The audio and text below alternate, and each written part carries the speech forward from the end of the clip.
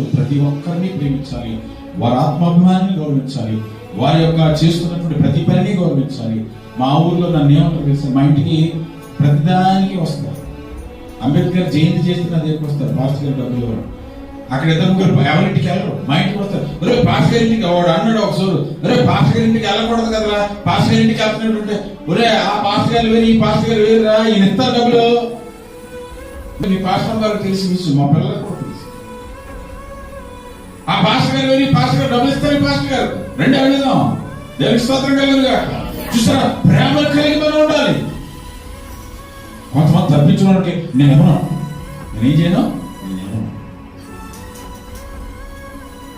నేను ఇచ్చినప్పుడే నీవు అడగడానికి నీకు హక్కు. దేవునికి స్తోత్రం కలుగు.